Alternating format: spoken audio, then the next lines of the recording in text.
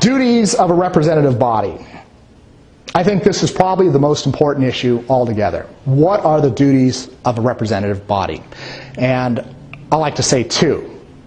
Most people, if you ask them, and I can't blame them either, if you ask what are the two duties of a legislature, they would probably tell you to write laws, and number two, to pass spending bills, to pass a budget. And that's about all they do right now. The real two original duties of a legislative body, as ancient as you can make it. First one is to take petitions for redress of grievances. We have a legislature under the theory from our founders, from the wars they had with the British, was the aspect of taxation without representation. It wasn't just so we'd have representatives so we could pay taxes.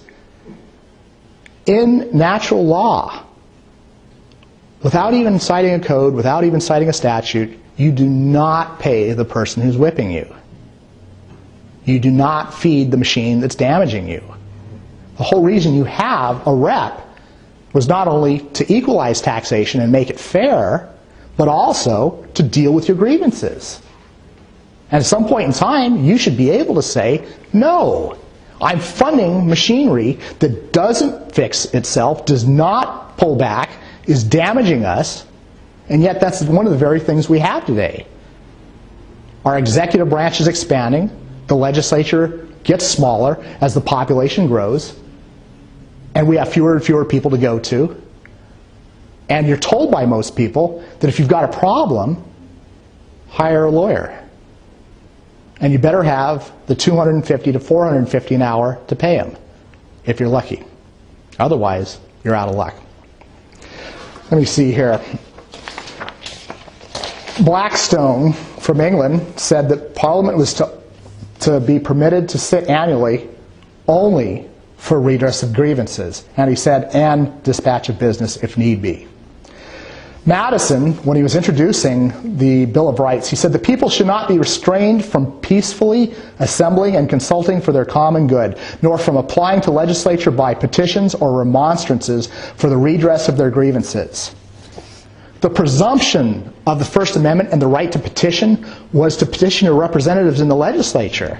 We've changed that. We now believe that you're supposed to petition the judiciary.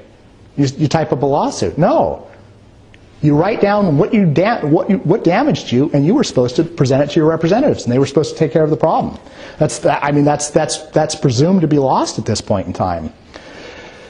Perhaps the best authority was a U.S. Supreme Court case called U.S. versus Cruikshank. The right of people peacefully to assemble for the purpose of petitioning Congress for a redress of grievances or for anything else connected with the powers or duties of national government is an attribute of national citizenship, and as such, under the protection of and guaranteed by the United States. The very idea of government, Republican in form, implies a right on the part of the citizens to meet peacefully for the consultation in respect to the public affairs and to petition for redress of grievances.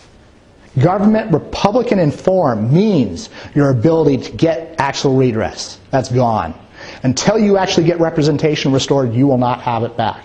And again, as I say, every other reform that you try and go for will be in vain unless you actually cure this one ailment.